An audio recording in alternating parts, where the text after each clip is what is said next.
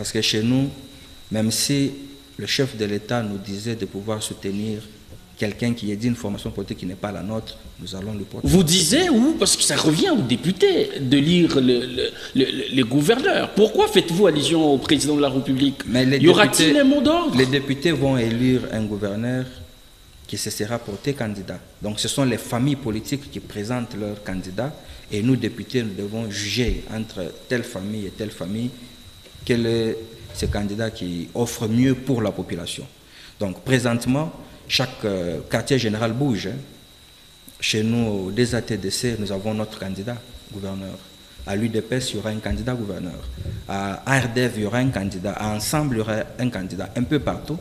Mais nous, en tant que famille politique du chef de l'État, Union Sacrée, nous allons mettre nos candidats ensemble, nous allons les jauger et trouver un ticket que nous allons présenter. Et c'est pour très bientôt. Alors, est-ce qu'on peut dire que le chef de l'État ne pourra être pour rien par rapport aux noms qui doivent se présenter là, ou alors vous allez vraiment attendre qu'on puisse vous dire un nom qu'il faudra soutenir à tout prix? Non, toutes nos familles politiques présentent présentement un candidat. Il n'y a pas de favoris pour le chef de l'État? Non. Je connais bien la personne de Félix Antoine Tshisekedi, c'est un démocrate. Donc il nous a permis à ce que chaque famille puisse présenter son candidat. Une fois ce candidat présenté, il y aura une grande plénière où chaque famille politique va présenter son candidat, il va le défendre et ensemble nous allons nous mettre d'accord sur un ticket. Et ce ticket va être validé par le chef de l'État, ça sera son ticket, ça sera notre ticket, ça sera le ticket de la population. Si ça dépendait de vous, il devrait être de quelle tribu, ce candidat que vous devriez soutenir? Il doit être un Okatangé. Un Okatangé. Voilà, vous soutenez le principe des autochtones? Je le soutiens. Alors, donc tout naturellement.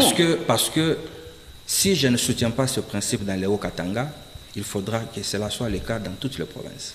Alors si d'autres provinces doivent avoir comme gouverneur quelqu'un issu des tribus autochtones, il faut que dans les Haut-Katanga, ce même principe soit respecté. Et là-dessus, on ne transige pas.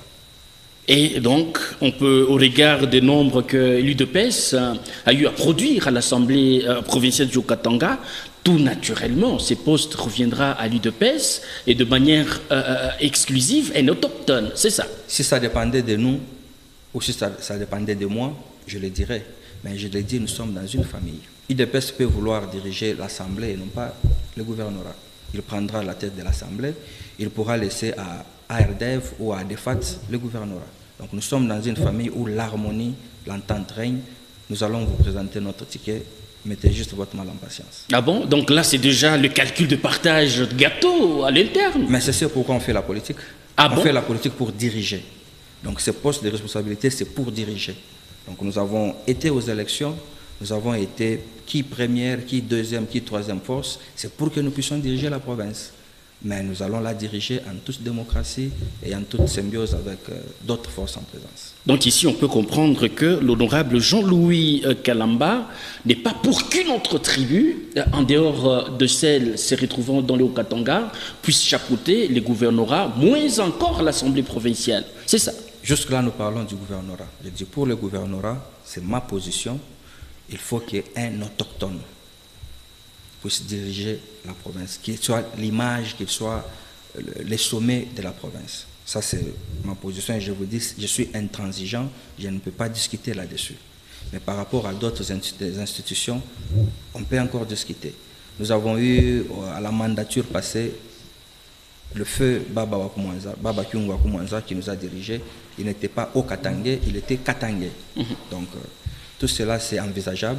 Mais seulement, je vous dis, il n'y aura pas de la provocation et je ne favorise pas, je ne suis pas un semeur de troubles, je n'accepterai pas qu'une autre tribu, qui est une tribu du Haut-Katanga, puisse diriger la province. Je n'accepterai pas qu'une autre tribu, qui est une tribu du Grand Katanga, puisse diriger l'Assemblée provinciale. Mais les vœux du chef de l'État, vous l'avez suivi juste quelques heures avant les élections. C'était son souhait de voir que les gouverneurs soient nommés, les non-originaires soient nommés partout à travers la République. C'est un système qui a payé sous Mobutu. Donc si aujourd'hui, je l'ai dit, si cela peut être accepté dans toutes les provinces, je défendrai cela et j'accepterai. Mais tant que cela n'est pas encore implémenté, parce que soit il faut que nous puissions modifier la Constitution, pour donner ce pouvoir de nomination de gouverneurs au chef de l'État et non pas aux assemblées qui doivent élire. Cette fois-là, nous allons nous plier. Mais nous n'en sommes pas encore là. La Constitution doit être respectée à la lettre. Le gouverneur sera élu par les députés provinciaux et Jean-Louis Kalamba dit que sera élu gouverneur ou Jean-Louis va élire gouverneur une personne issue d'une des tribus du Haut-Katanga. Même si le mot d'ordre ne rencontrait pas votre position, vous allez aller jusqu'au bout de votre préférence. Je connais ma famille politique, nous ne sommes pas dans une famille dictatoriale, nous nous exprimons.